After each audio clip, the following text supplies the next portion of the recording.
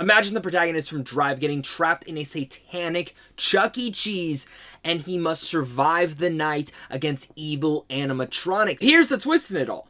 He's not trapped in there with them. They're trapped in there with him. And that is exactly what Nic Cage's brand new film is, Willy's Wonderland.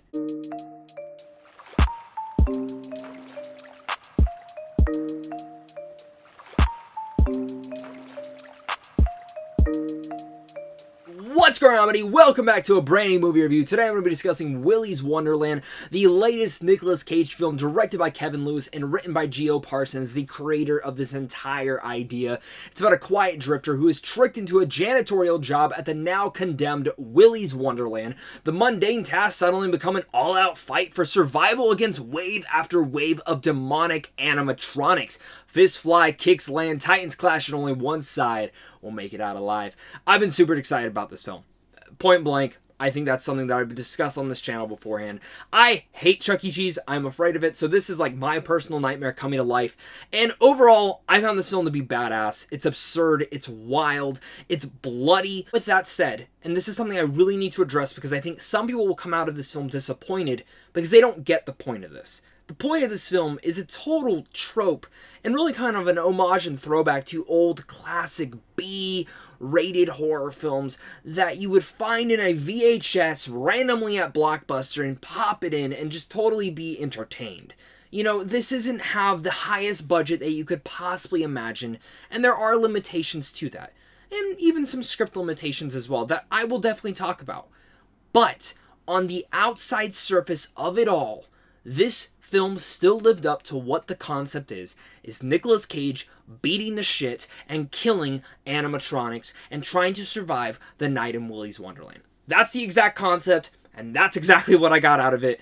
What I paid for, what I went into, and what I'm excited to watch it for again. Of course, if you guys are new here, though, and you guys just love talking movies, then this is the channel for you guys. So hit that like and subscribe button so you don't miss out on content like this over here on a daily basis. I love talking movies, and I'm sure you guys do as well. So let's talk it down below in the comment section. How excited are you for Willy's Wonderland? Let's discuss it all down there. Willy's Wonderland has an interesting thing because I really much equivalated this to Drive for a very stylistic approach because this has a silent protagonist. Nic Cage does not talk whatsoever throughout this entire movie, and honestly that kind of was a cool thing that I actually really much dug about the character. A silent drifter who you know nothing about, but really much so he's just a badass. What Willy's Wonderland really much reminded me of is some of the latest Kevin Smith type films, whether it's Yoga Hosers and even Tusk. That insane, absurd stuff that's completely bonkers but bloody as hell, but very entertaining at the same time. It's really much where I believe that this is going to become a cult classic because it is all of that. It's very entertaining.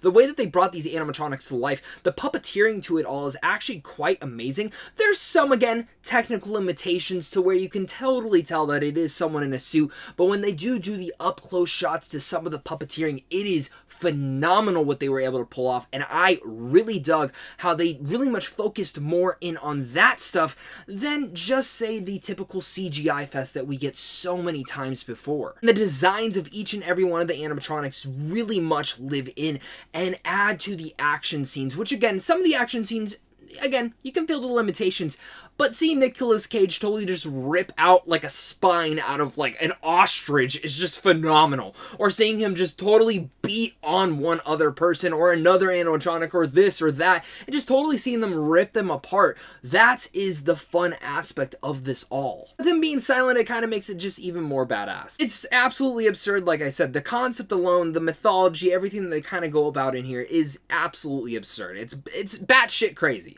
And that's like the easiest way to explain this film. It's one that will stick inside my mind because of the vibe, the stylistic approach that Kevin Lewis took into here. And again, the way that Geo Parsons decided to bring about this mythology. I'm a big mythology person, and I really dig when they can kind of dig into that and dive into it, even if it's not like the most greatest thing in the world. Like I mentioned at the top of this video, I do think there are issues with Willy's Wonderland that some people won't be able to get away with, and some did bother me as well. I think the film is a little bit too cheesy at times, and I get, you know, I'm saying like appreciate it for the B-rated horror film, but also, you know, I think they should have played more on the tropes than just trying to take it a little bit too serious at times and kind of went with the more wonky and crazy tones of it all. And as well, I love mythology, but sometimes there are overly exposition heavy scenes where I'm like, all right, you're slowing down the pacing. Let's get back to Nic Cage killing some animatronics. There's 3 moments in particular where it is very full of that exposition, and it did again take me out of the experience. Even talking about this though, there are some repetitive elements to the entire film as well, whether it's some of the action shots or in general even some of the story structure beats that play a route through there. From point A to point B, you can totally tell what's going to happen throughout this, and it is a little bit predictable as well. But let me say this again, and let me really preface this. That's okay. Like, if you're every film's going to have issues. There's really no perfect film in the world. And with Willy's Wonderland, I kind of expected to have issues with it. I didn't go into this film thinking it was going to be the best thing I've ever saw in my life. But I went into it wanting one hell of a time, one absurd, wild time that I'm going to be able to pop this in, show friends, and have a blast with. And for me, I'm going to join on that cult classic bandwagon. I think this is an entertaining film. If you can forgive the technical limitations, because obviously this is a very much lower budget film, and totally go into it and have fun and just watch Nic Cage just rip apart people and see evil animatronics on the screen, you're going to enjoy it. That's 100% what this is. This film was made as an event to have fun with your friends. Years from now, I can totally see this film premiering and doing midnight runs on October 31st at low-budget little freaking theaters, and I'm going to have a blast going to each and every one of those.